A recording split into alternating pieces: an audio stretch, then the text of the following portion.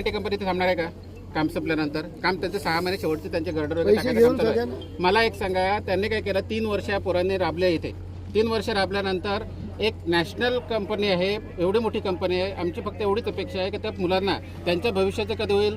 आज मॅडम तुम्ही काम करता, तुम्ही सर्व्हिस करता, तुमचा एक्सपिरियन्स बघून तुमची पुढे बढती होते.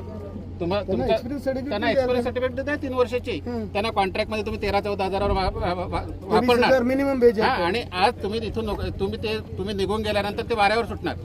आम्ही काय मागतो का तुम्ही त्यांना एक सर्टिफिकेट द्या का 3 वर्ष आम्ही तुमच्या कंपनीमध्ये काम केलं. काय चुकीचं मागतो आम्ही? त्यांनी काय केलं, आम्ही मागतो ना ह्यांना, ऐका ना, ही लोक आहेत ना, हे लोक काम करतात टेंबेखोड्याच्या माणसाला कुठे उचलून टाकला माहितीये का? केळवा रोडला 17 किलोमीटर लांब. त्याला पगार आहे 13,000 रुपये, म्हणजे किती 400-450 रुपये रोज पडला. आणि 400-450 मध्ये त्याने 100-150 पेट्रोल टाकून तिथे केवळला जायचं आणि तिथून परत तिथे यायचं.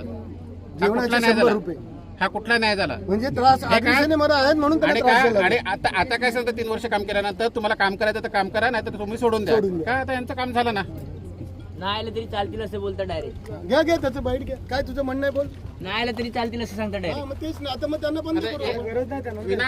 विनाकारण एकेका मुलाला आणि ज्यांनी स्ट्राईक केली ना त्यांची सगळ्यांची नावं लिहून घेतली. बोलते तुम्ही परत स्ट्राईक केली तर तुम्हाला घरी बसवलं जाईल, असं पण लिहून घेतलं त्यांनी सगळ्यांनी. थोडे काम सुरू नोकऱ्या आहेत. अरे ते काढायला गेलो ना तर त्यांचे ऑफिसरच अडकतील. हा, ते आम्हाला काढायला सांगू नका. चोऱ्या कोण करतात? हे कोण करते? तुमचे अधिकारीच तुमचे करतात. अधिकारी चोऱ्या करतात आहे. आणि बघा, सगळ्यांना माहिती आहे गावाला अधिकारी चोऱ्या करतात. हे सगळे चोर आहेत. अरे त्याचं जाऊन दे. एका कॉन्ट्रॅक्टर कडून 10 लाख रुपये घेतल्यात 1 महिना फक्त गाड्या जाऊन देण्यासाठी यांच्या ब्रिजवरून.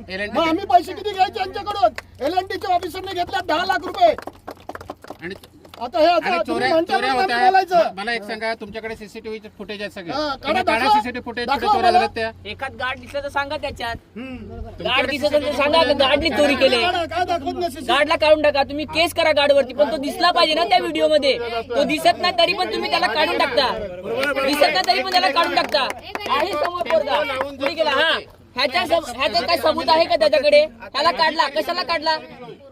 3 दिवस झाले मला कामातून काढून टाकला. 3 दिवस झाले मला कामातून काढून टाकला.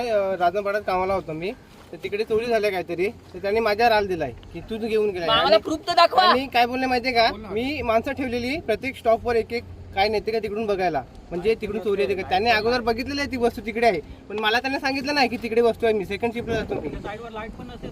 1 तारखेपासून साईटवर लाईट नाही मिळत. 1 तारखेपासून त्या साईटवर लाईटच नाही मिळत. आणि मी किती वेळा मेसेज टाकले, पैसे माल कुठे मेटल कोणाला बाहेर विकतात ते पण बोलतो आम्ही सगळं. आम्हाला त्यामध्ये काय चोरी सगळी स्क्रॅपचं होते. स्क्रॅप कुठे आहे हे फक्त ऑफिसरला माहिती असते, आणि ऑफिसरला माहिती असल्यानंतर जर स्क्रॅपची चोरी होते ह्याला जबाबदार कोण आहे? तो ऑफिसर आहे का नाही? आंदोलन असं कसं म्हणतात? ऐका ताई, सगळ्यांनी इकडे झोपा, चला आपण काम करू. चला. नाही साहेब गवी साहेब, आम्हाला साहेब नाही साहेब,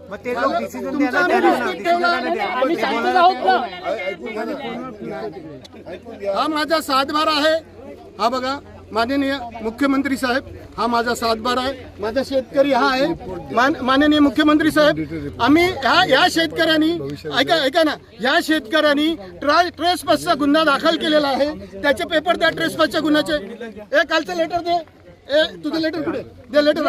माननीय मी मुख्यमंत्र्यांना सांगतो, माननीय कलेक्टरला सांगतो आहे, हे लेटर हे तक्रार हा तक्रार अर्ज कालचा आहे की माझ्या जागेत L&Tनी जबरदस्ती जागेमध्ये ट्रेसपास केलेला. एक तर मॅडमनी ट्रेसपासचा गुन्हा दाखल करायला पाहिजे, तो करत नाही. आणि माझ्या शेतामध्ये मला काम करून देत नाही. कुठे आहे तुमचं? माननीय मुख्यमंत्री साहेब, हात जोडून सांगतोय, कुठे आहे माणुसकी राहिली आहे का? जर पोलीस प्रशासन आपण मुख्यमंत्री असताना आम्हाला अडवत असेल तर आम्ही करायचं काय? माझ्या शेतकऱ्यांनी जीव द्यायचा का इकडे? माननीय मुख्यमंत्र्यांना परत हात जोडून सांगतोय, माननीय DCM ना, माननीय शिंदे साहेबांना हात जोडून सांगतोय, साहेब हे काय चालवलंय? ऑन पेपर सगळं दाखवतोय. हे बघा, एक तर ट्रेसपासचा गुन्हा नाही दाखल करत आहेत, आणि आम्हाला आमच्या शेतामध्ये आमची 10 एकर जमीन वाहून गेलेली आहे, आणि त्याच्यामध्ये आम्हाला आता खोदाई करून शेती, आम्हाला झाडं लावायची, बाउंड्रीला आम्हाला लावून देत असेल तर काय प्रशासनावर आम्ही विश्वास ठेवायचा कसा? सांगा आपल्याला तुम्ही. का आम्ही इकडेच जीव द्यायचा? माझ्या शेतकऱ्यांनी इकडेच जीव द्यायचा का? डेव्हलपमेंट झाली पाहिजे. आम्ही डेव्हलपमेंटच्या विरुद्ध नाही, पण शेतकऱ्याला मारून तुम्ही इकडे बुलेट ट्रेन करणार, तुम्ही ठरवा साहेब. आणि ह्याच्या डिसिजन आम्हाला 8 दिवसात द्या, नाही तर हे मी आपल्याला हात जोडून सांगतोय, नेहमीच आगरी समाजाने आपल्याला मदत केलेली आहे. आणि जर तुम्ही अशा प्रकारे जर प्रशासन आम्हाला असं अडवत असेल ते किती योग्य आहे ते तुम्हीच सांगा. सगळं एव्हिडन्स आपल्याला देतो. कलेक्टर करप्टेड आहे, काम करत नाही. पुन्हा रिव्हन्यू डिपार्टमेंट करप्टेड आहे. आज इकडे एवढा 6 तारखेला जो पाऊस पडला, अख्खी गावं वाहून गेली, अख्ख्या घरात पाणी होतं. एकाचाही पंचनामा झालेला नाहीये. 3च घरांचा, किती जणांचा पंचनामा झालाय? 3 घरांचा पंचनामा झालाय. शेतीचा पंचनामा कोणाचा केलेला नाही. काय चालवलंय, काय चालवलं हा विचार तुम्ही. प्रशासन निर्लज्ज आहे, निर्लज्ज आहे प्रशासन.